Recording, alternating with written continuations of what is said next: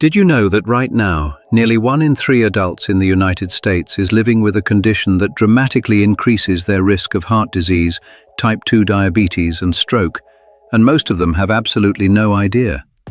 It's not a rare genetic disorder, it doesn't only affect the elderly, and it doesn't usually come with obvious symptoms that send you to the emergency room. It's called metabolic syndrome, and it may be the most underdiagnosed health crisis of our generation. Today, on Adam Smith Virtual Health, we're going to break it all down. What metabolic syndrome actually is, how to know if you have it, what's at stake if you ignore it, and most importantly, what you can actually do about it starting today. Stay with me. This one could genuinely change your life.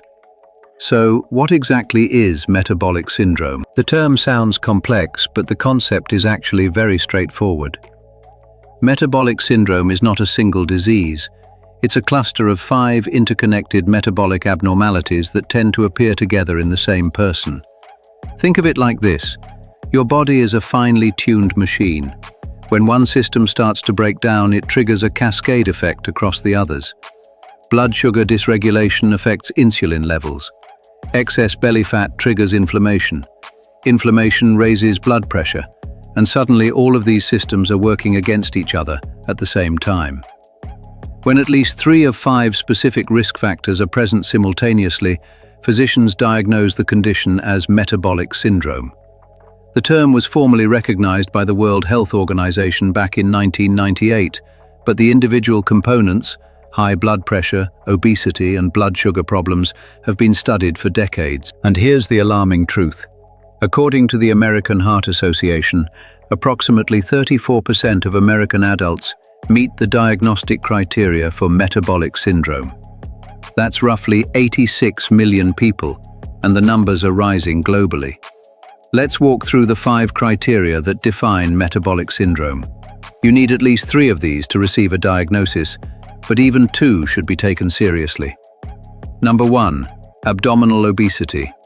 We're not talking about overall body weight, we're talking specifically about excess fat stored around the waist. In clinical terms, this means a waist circumference greater than 40 inches in men or 35 inches in women. Why does this matter? Because belly fat, what doctors call visceral fat, is metabolically active.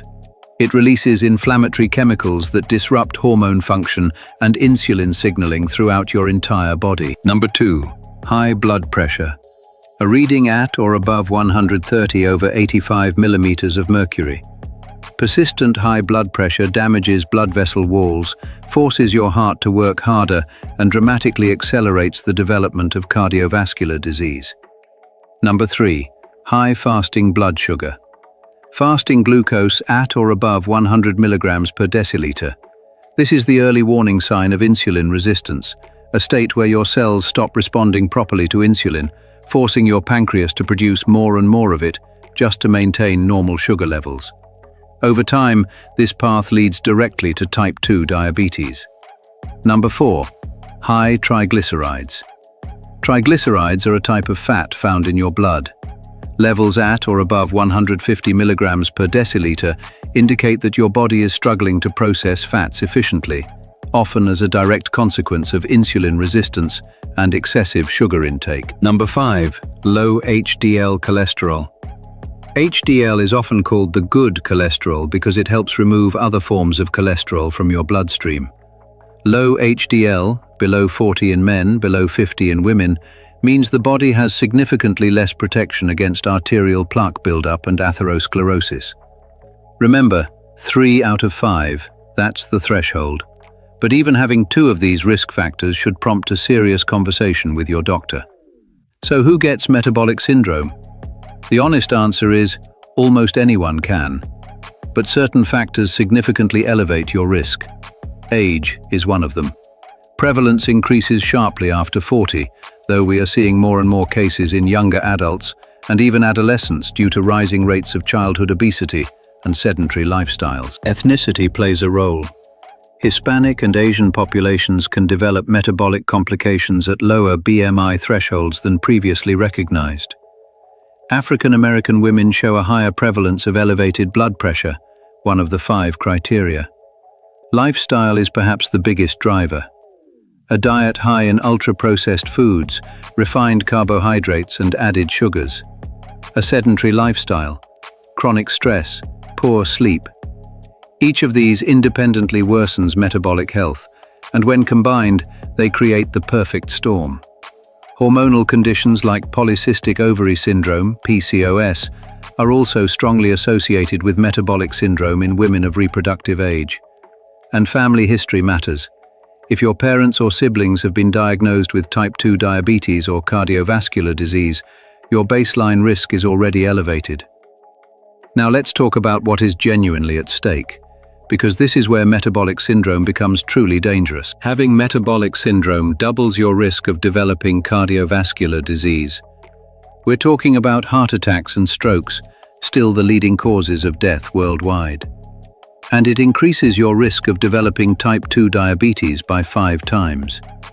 Once established, diabetes opens the door to nerve damage, kidney failure, vision loss, and limb amputations.